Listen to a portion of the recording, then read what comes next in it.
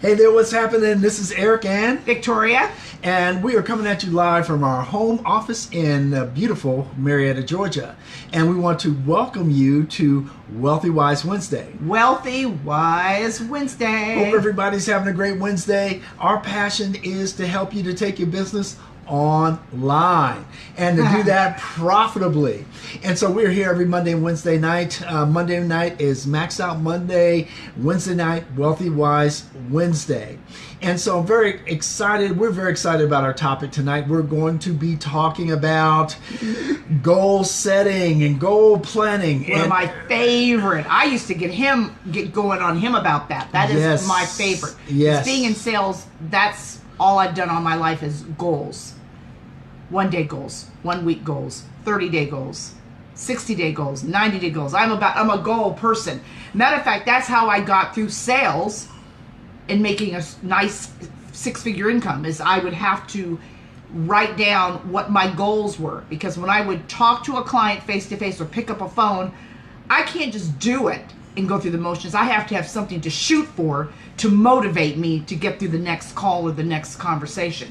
So it's goals. Goals. Well, let me ask you. Baby steps, baby steps. Let me ask you, is there anybody out there that finds goal setting challenging? Because here's the thing.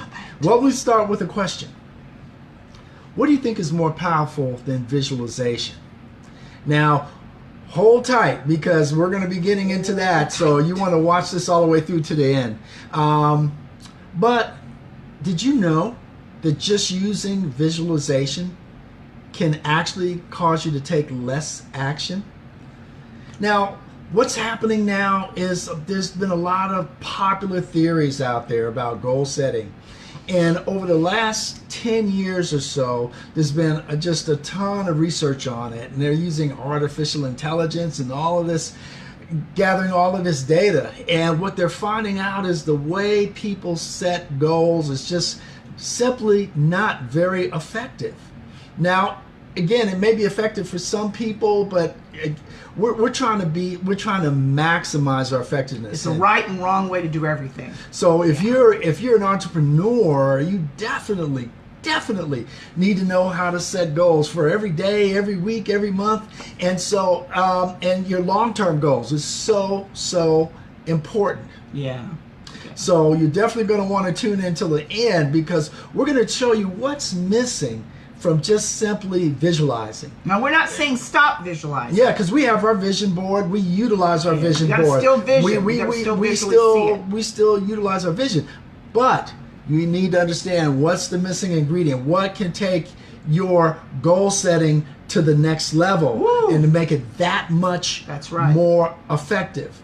And so, at any rate, I was involved with a master class on goal setting by two brilliant people, Michael Simmons and Eben Pagan, and they've literally researched the whole segment of knowledge called mental models, and goal setting is a large part of that. And they've literally studied a combined 15,000 hours. And broke it down. They probably studied more than anybody in the world on this topic. And so why should you be concerned about goal setting?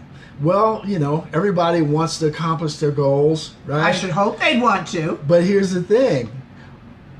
When you get up out of bed, do you jump out of bed? Are you excited to move forward and to move into your journey? Or does it take you a while to get up? Do you hit that little snooze button? See, the thing is, if you're not excited, if you're not motivated to jump up, there's probably something missing in your goal setting process. Because ultimately, setting goals correctly should absolutely motivate you. And put a spring in your step. Put a pep in your step. Yeah. And if you don't feel motivated, gives you something to get up for and look forward to. Anticipation. If you don't feel motivated, you're probably not setting goals correctly. Or setting them at all. Or set them, yeah, that's another problem. I can imagine. My whole life has been goal setting. I mean, I am such a goal-oriented setting person. I mean, life is about setting goals. Yeah. And they have proven that people who set goals not only achieve more goals, but they also live longer. You've got to have something. When people You know, it's like someone had told me once, some people, and I've said it before, some people died in their 20s and 30s. They were just buried in their 70s and 80s, if they even made it that far. It starts up here. You got to have something to live for. You got to have something to think and anticipate. And those goals, even not only physically, but emotionally, keep you in the hunt, keep you moving and going. And you don't just go after a goal and finish it. When you are getting close to hitting that goal, you should be already resetting new goals. Yeah. You should always be in the hunt. So we're getting a little bit ahead of ourselves here. But we're going to slow down. We're going to slow down a little bit. He knows I get excited about this. Excited. I get excited about so this. let's my life. Let's talk a little bit about, you know, the traditional view of goal setting. And so, you know, the popular theory on goal setting is what they call SMART goals, and you've probably heard about it. If you're an entrepreneur, if you've been through any type of training, and you know, it's somewhere along the way SMART goals are going to come up. Yeah. SMART goals. The SMART is the acronym saying that your goals are specific, measurable, attainable, relevant, and time-based. That's right. Those are good goals. Nothing wrong with that. Nothing wrong with that. The problem is, unfortunately, people think that that's all that they need in order to set goals. And that's simply not enough. That's not going to help you to maximize your goals. And then there's the other theory that we have to go for the BHAG. BHAG is the acronym that stands for Big, Hairy, Audacious Goal, right?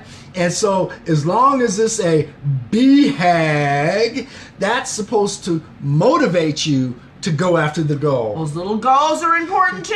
Matter of fact, sometimes those are the most important because they get you to the big hairy ones. Well, the thing is, keep you motivated. The thing is, whose goal is it? Is it your goal? Is it authentically your goal? Yeah. See, that can be a problem.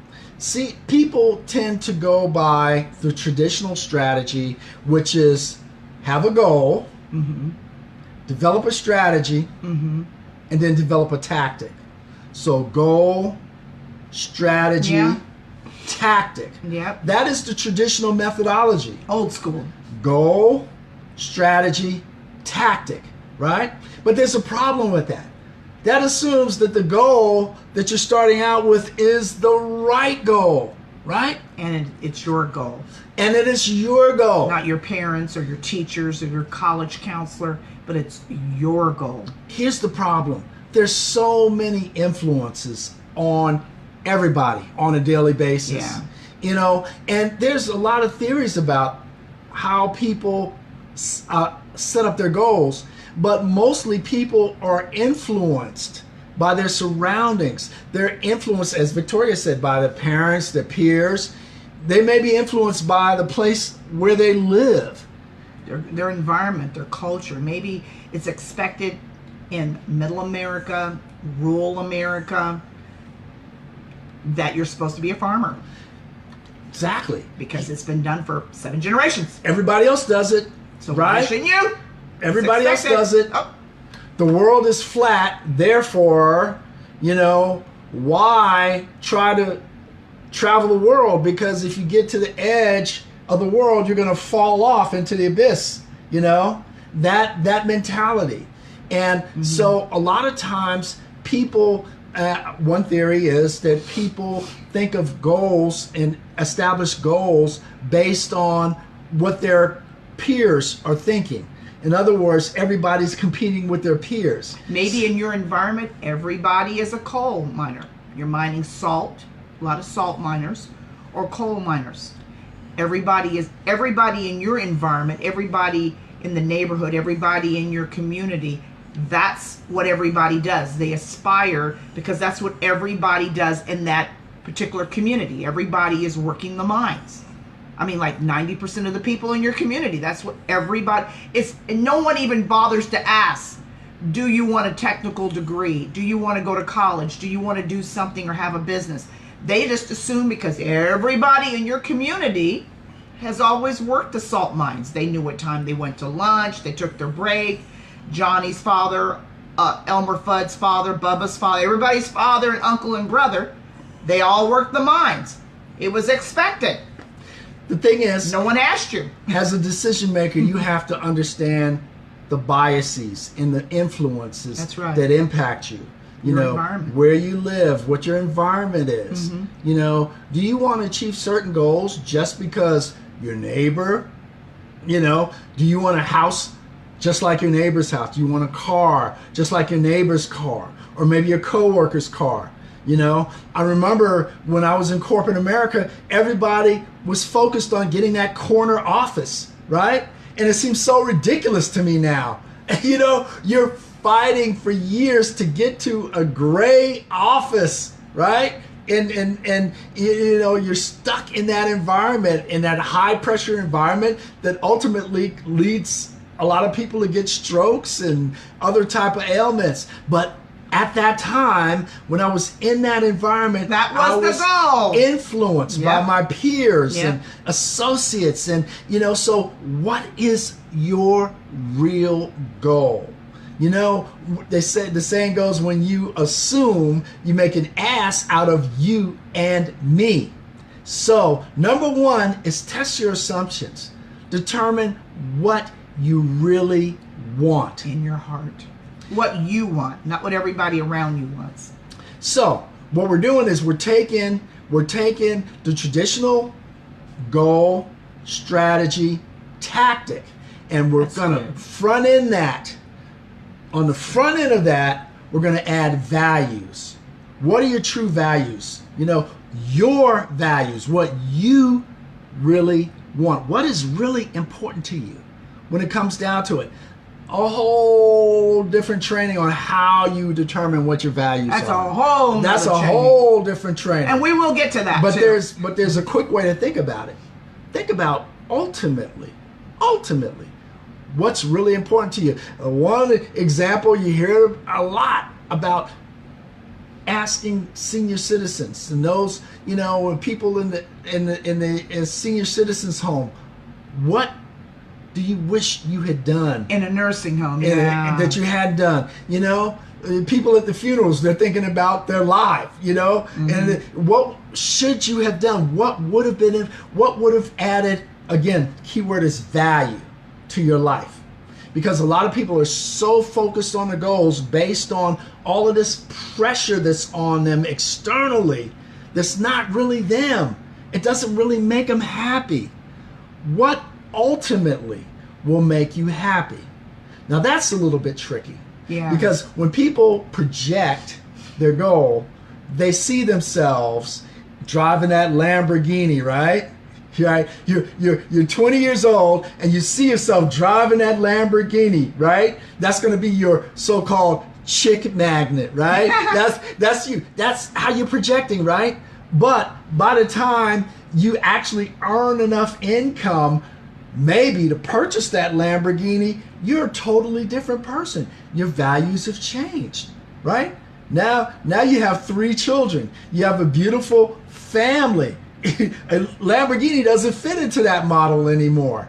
And so goals do change. People have a tendency to, when they look at their goals and they're visualizing their goals, they have a tendency to assume, again, their values are going to be the same when they actually attain that goal. That's very good, Eric. So Very that's the problem when you're looking at that static goal. That's why a lot of people, if they're only pursuing a goal of, okay, I want to make $1 million by year number 5, right? And they're so tunnel vision, they're myopic. That's all they're thinking about, is making that money to the sacrifice of other things that are really valuable to them. Maybe they sacrifice their marriage. Maybe they sacrifice their relationship with their children. Not good at all. Maybe they sacrifice their health. Not good at all. What good is it to have $1 million+ And you can't get out of bed? if you're sick? And you can't run in the can't park. get out of You can't bed. work out. You can't use it, right? Yeah, that's horrible. So balance is very important. But again, value. What are the values that are important to you? What are those values?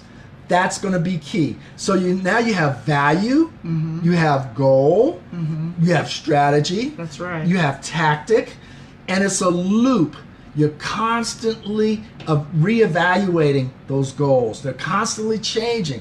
That goal, originally, your goal might be to climb Mount Everest, right? That might be the original goal when you're 20, right? Yeah, I'm going to climb Mount Everest, right? But by the time you're 30, the goal might be different because your values are different. So you got to constantly feed that back. Those values have to evolve. They have to They evolve. have to evolve. And somebody explained to me once, it's amazing, people write down a dollar amount of how many zeros and how much money they may want to make, millions. But at the time they're setting those goals, they're probably either worried about getting evicted or repossessed, or they just want to pay bills and do certain goals that seem maybe small. But by the time they reach their goal, and I had a multimillionaire once said this to me, a mentor, by the time you reach those goals, those bills have been paid off by the time you climb up that mountain. Yes, yes. I mean, it doesn't take all that to pay most people, they don't need millions to pay off their bills. Most people, I can't say that for everybody. But the thing is, by the time you get to your so-called dollar valued goal, you have already reached it. So therefore, again, just like Eric said, your goals will and should have evolved. Now, instead of just wanting to make money, because you can only wear so many outfits and drive so many cars and live in so many houses at a time, your goals are involved with a cause. How to make the planet and the earth and bless people. So your goals are going to change. It's so easy when a person, I had this mentor say to me years ago, it's so easy for people to say when they're broke or trying to make ends meet or live paycheck to paycheck, to say, oh, I want this, I want that, I want this. And she said to me, she says, by the time you get to where you want to be, and you'll make it because you've decided and focused you'll do it, you would have already had all that other stuff paid off. You would, I mean, that's not even, and unfortunately, because most people where they are financially, when they're making those goals, they're thinking about where they are today. But you're going to have a cause bigger than your bank account. You've got to have a cause to bless people, to sow into ministry or sow into people, to bless people, to give back to charities. So your goals are going to change. It's not going to stay the same. Are we on the same page? We are definitely on the same Okay. page. We are definitely on the same page. So, I see out there Adam Shelton. So, what's up? What's up? And Michelle, good evening to you. And it looks like we're having some technical issues, so please bear with us. It looks like we're actually sideways, but we can still work with that, right? Just turn yourself, like the movie, just turn yourself sideways I used to do ballet like that. gymnastics and just kind of, So, at any rate, is that making sense to you? Love to hear what you think about that it's so called far. evolving. It's called evolving. It does. Things change, people change. Your financial goals will even change. I didn't say they will go down. They may go up, but they're going to change based on where you're going in your life. Yep. Unless you're standing still. And here's the danger in just starting with the goal and without testing your assumptions. See, your assumptions actually tell you what alternatives to consider. See, that's one thing about setting goals. Setting goals, people look at, okay, well, what could I possibly do?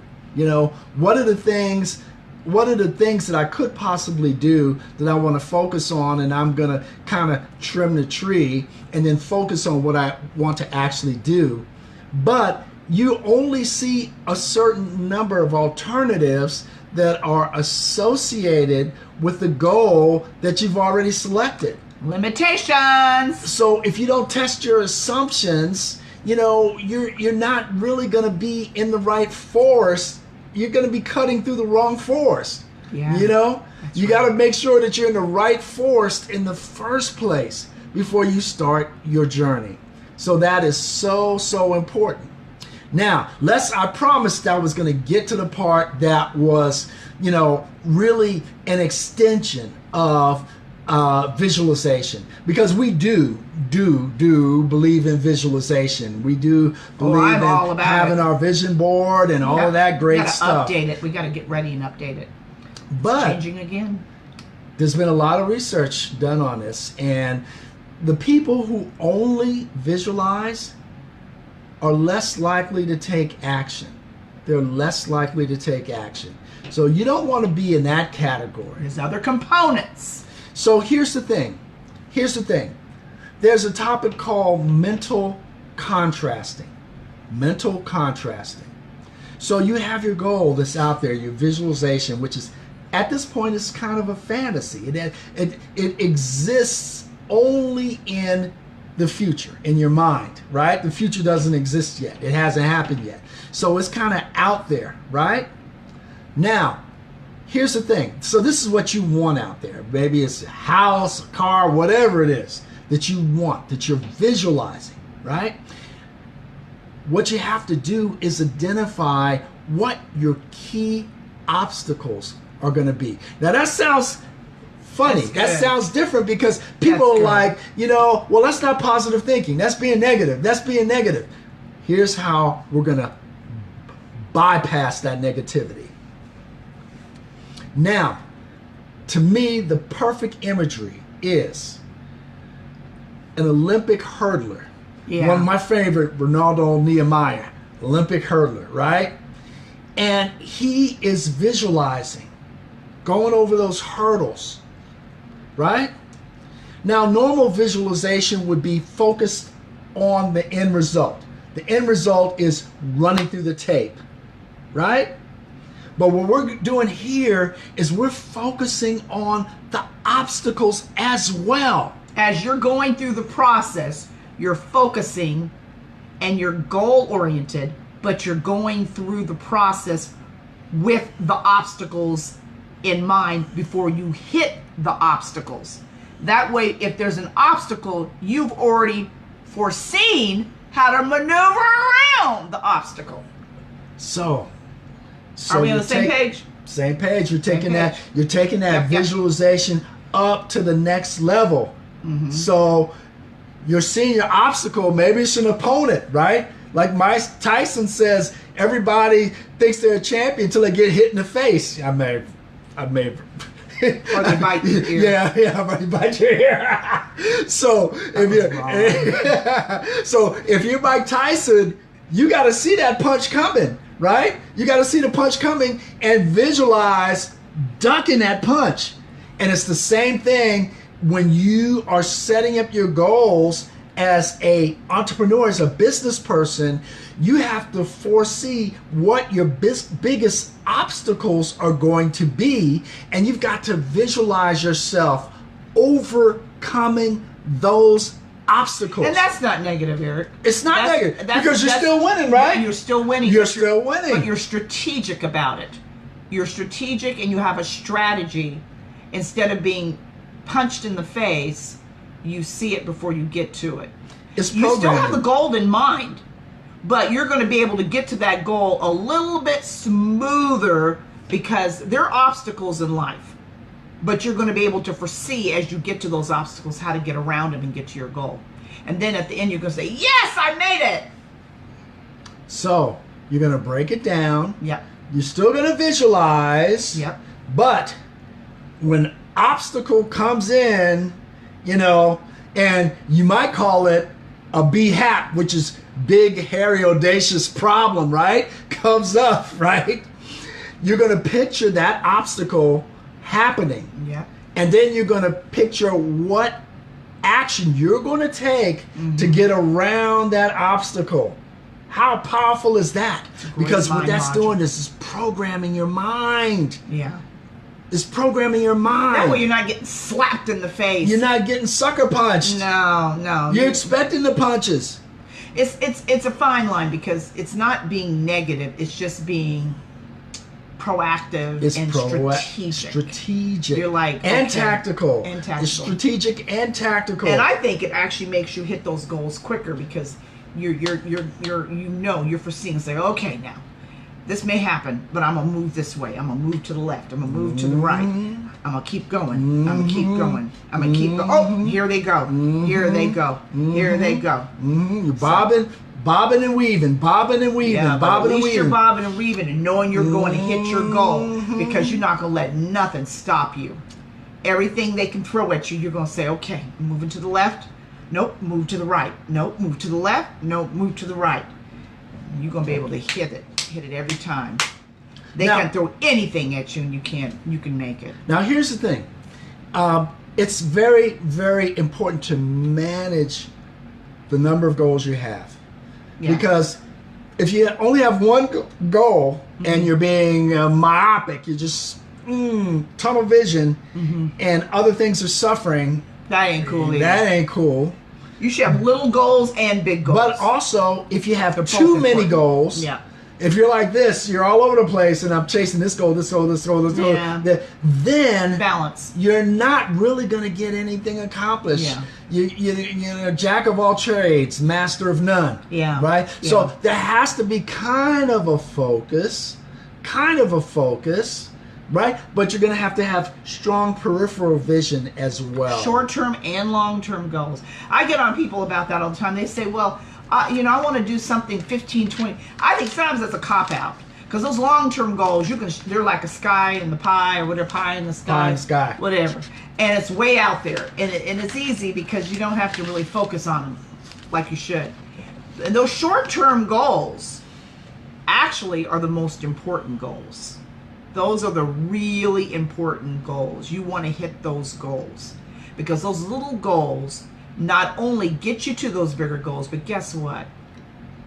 Those little goals motivate you. There's nothing like those small little victories. I don't care what anybody says. You will, at the end of the day, I don't care who you are and where you are with your goals and where you are in your life. When you see results, you see something happening, you can get a little excited and say, victory! It may not be the biggest victory, but it's a victory. And you feel like you've gotten something accomplished. That's huge in That's itself. powerful. Yeah, it is very powerful. And I think everybody mentally needs to feel like they're getting something done. Yeah. It's important. Yeah. Yeah, I know I do. You know, science shows that the more goals you have, the less likely you are to do anything. And so if you have too many goals, that's a problem. And If you have no goals, that's a problem. It's a problem of high achievement oriented people. You know, the other thing is you risk burnout. Because you're going to be working on all these little goals, running around, like an octopus with roller skates, right? I've never seen that. So yeah, you definitely want to manage that. You want to manage that.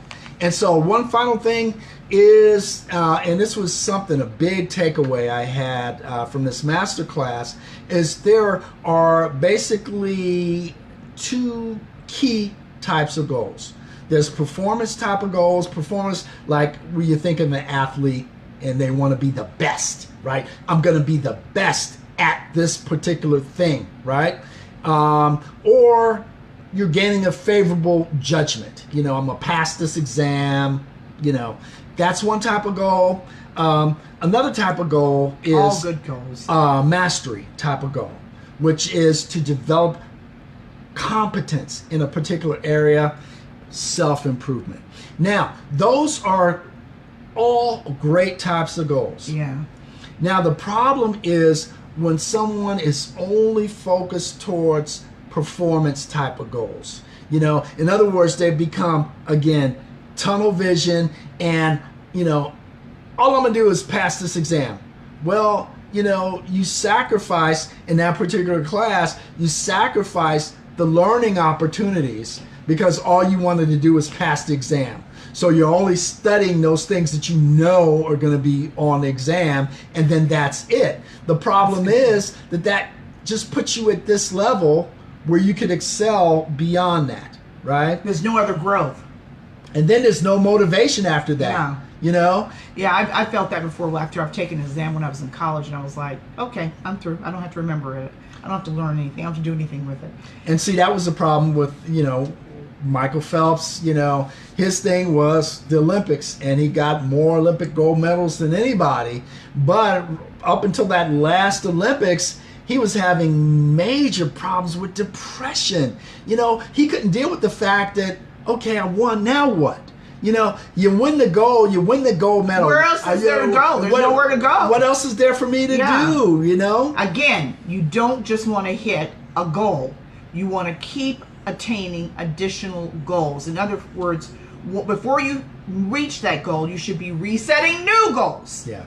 And then the other thing is mastery. Mastery is not a short-term type of goal. Mastery is continually sharpening your saw and just constantly getting better and better and better. And with mastery, you're less likely to get burnout. Yeah. You're going to have more intrinsic value in what you're doing. You're going to see yourself developing. You're going to get those little victories along the way with mastery. It's kind of like the Kung Fu master. They're 80 years old and they're still practicing their art.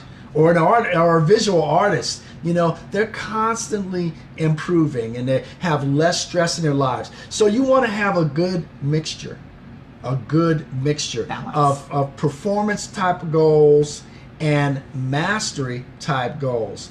And so one more thing we want to cover when we're looking at goal setting. Now, one of the things we mentioned before was the person that is so tunnel vision that they're focusing on a goal. Maybe it's making a certain amount of money or just getting a promotion or, that performance type of goal. But what you need to do is look at the categories of your life that are most important to you and balance it. Your health, for example. How can you really enjoy any of the other benefits of goal setting if you're in poor health? So health needs to be one of your goals. Or like some people, they're so into planning their wedding, and a wedding is an event. Yes, marriage that's a performance. Marriage is a whole. They turn a mastery goal into a performance goal. The mastery should be the marriage. The marriage, which is actually living the marriage. The marriage journey is a mastery goal. And there's nothing wrong with having a beautiful wedding. I had my dream wedding. But the point being, the wedding is just a one day or one night event. Yeah, you don't want the shotgun wedding, right?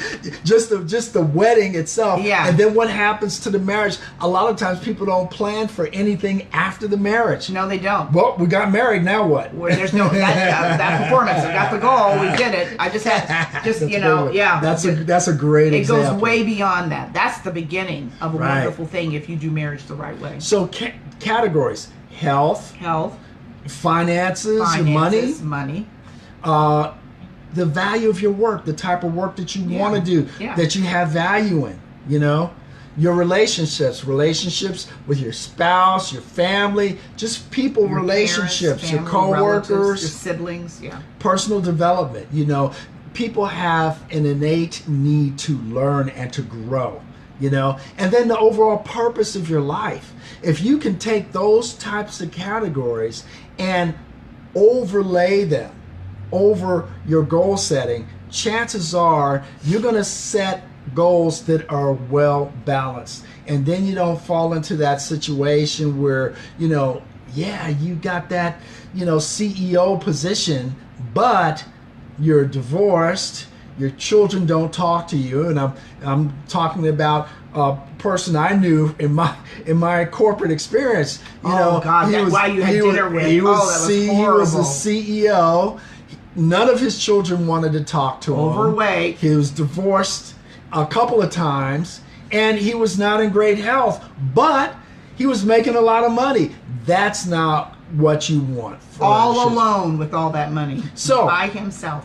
And the question I have for him, if I could talk to him now, is where did that goal come from? Where did that strategy come from where he was willing to sacrifice everything in order to get that corporate position? And the thing that really gets me is he was in that program, in my MBA program, and the executives in that program were so freaked out by their coworkers because everybody wanted their job. Everybody wanted to be the CEO. There was knives in everybody's back. They had nobody they could trust. God. So they liked that program because they were able to interact with other CEOs. Wow. But can you imagine spending your work life in a place where you cannot trust anybody? You can't even breathe. Oh my gosh. Oh my gosh. I've been there before and I don't like it. I don't like it at all. So that's not a good place. It's emotionally and physically, it's bad for your health. It is bad for your health. It really is. It really is. So hopefully we gave you some pointers that that are useful to you, and hopefully there's something that you can use to help you and apply it and to do your goal setting, your goal planning. Hopefully that's going to be valuable to you to help you along your journey to success. So we invite you to join us on our YouTube channel. We're going to be doing a lot of training on YouTube as well. Yeah. We also have a Facebook group, the Attraction Marketing Forum. Love for you to join our group as well. And so with that, hope you're having a fantastic Wednesday, a wealthy, wise Wednesday. If not, claim it. Let's make it a great one. And remember, the biggest nation is procrastination.